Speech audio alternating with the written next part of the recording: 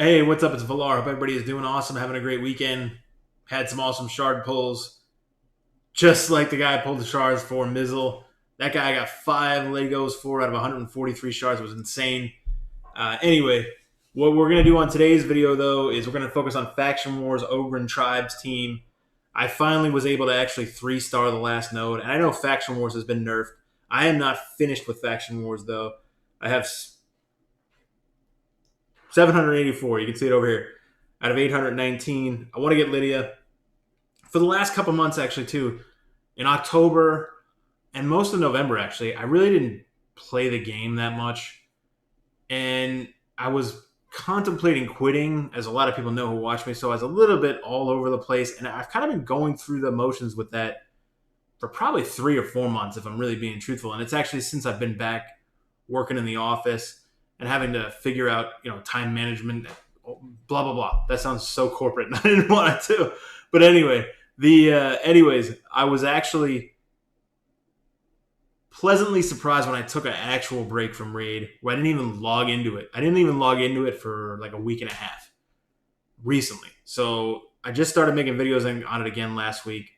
This channel, I am going to keep primarily Raid focused. Doesn't mean I won't play other games, but Raid will be the main gist of this channel and the main game on this channel, because this is how I grew this channel. Even though it's small, it's still, I value everyone who's followed me, and most of the people that have actually come from Raid Shadow Legends. So I have to say, I owe it to the audience of whoever does watch me to continue to do that and continue to support that, because I'm going to play the game. I'm actually excited about Doom Tower. By taking that break, it really helped me get back into it and feel like I just disconnected from the game for a little while, because we all kind of get obsessed with this game in a way and play it 24/7 type thing. So I personally think every few months, like every 3 months, I'm going to take like a week off where I don't even log into it at all, plain and simple, just so I can, kind of get that reset all the time. I think it's healthy to do it that way. So anyway, so I know I'm going into all kind of tangents here. So anyway, let's actually get into what you're here for. It is this. So this is a team I'm using. 4 of 5 are legendaries. I get it. Everybody's like, oh, look at this team you're using. I'm not Mr. Master at this game. I've said this 100 times ever since I started the channel. I'm decent at the game. I would consider myself fairly endgame, but not ultra endgame anymore, because I haven't completed all of Faction Wars. So Doom Tower is coming out. I really want to focus on both of these things now as the main drivers on my account, right? I can farm gear. I can do all the other stuff. I want to actually focus down and make sure I get finished Faction Wars now and actually get real hardcore into Doom Tower. So these are the champions I'm using. I'm going to go through this, and hopefully we will get this on auto. There is a little bit of control you may have to do on the second wave because of using Maneater, where he could burn the Ancient Blood unkillable ability. Like when usually Nezana is the last one left and she has a lot of HP, he could burn it when she's very low on HP, when you're about to, one of your other guys is about to kill her anyway, and you'll have it off cooldown coming in the second wave. You don't want that, right? You actually want it where that's off of cooldown if possible.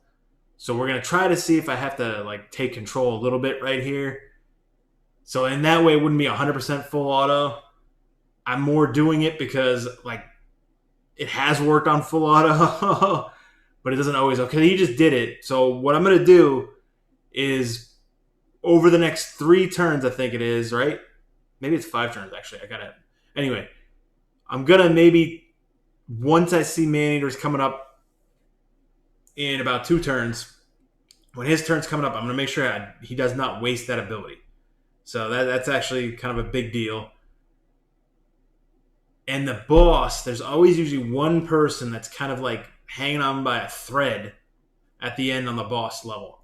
Okay, I'm actually doing this right now because, all right, the next turn he would waste it, right? So what I wanted, that's exactly what I was talking about there. So let's actually take it off there, because this is annoying. So I am manualing it. Okay, whatever. I said full auto. Now I'm sitting here manualing it. But I'm manualing it. I actually think you kind of want to do this in Faction Wars. It is annoying, but if you're just trying to complete I don't even care if I ever do the boss level again. Actually, I really do not care because I'm just gonna do stage 20.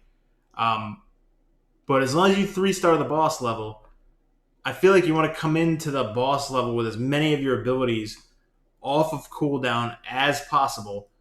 That way, you can actually kind of start fresh there. And that's just what I'm doing right here. So this wasn't a full auto run.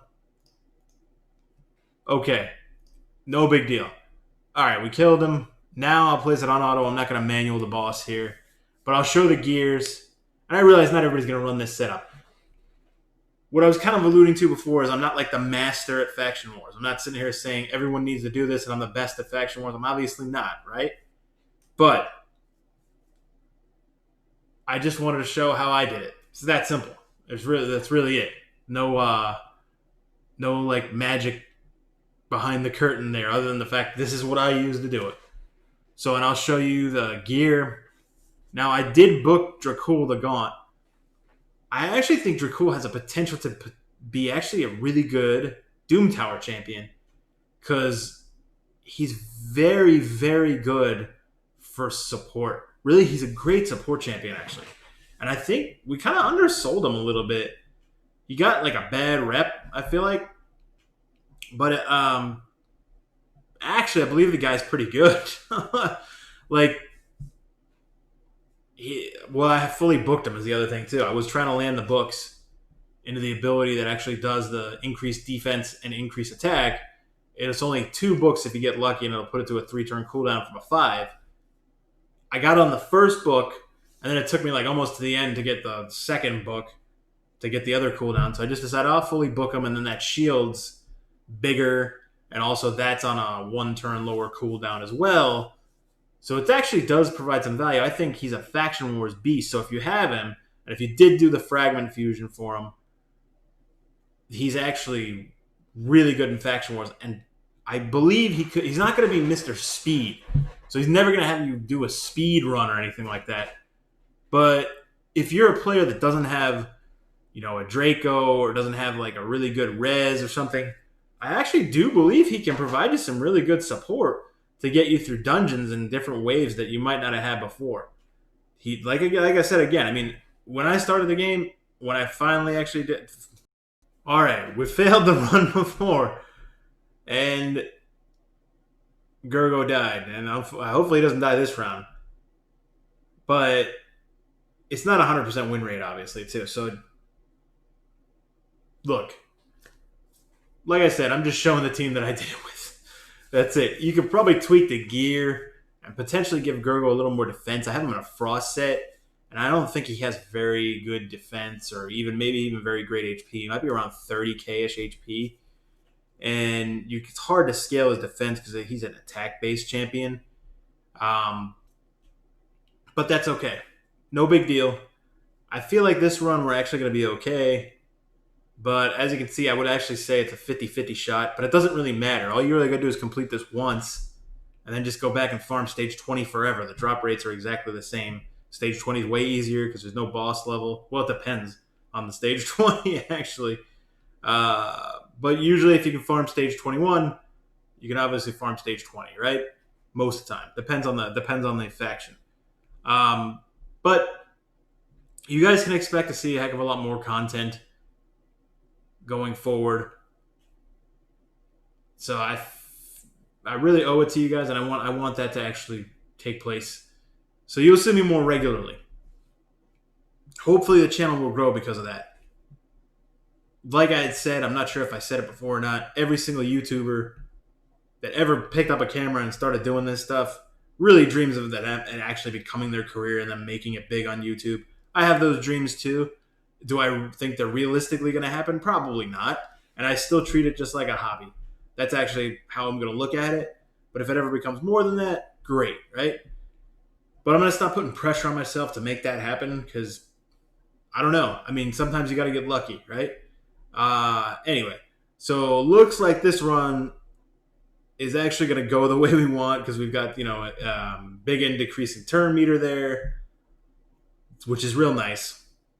And then we've got, here we go. Dracul actually placing up these things with the increased defense, increased attack. He should actually be placing a shield here in a second.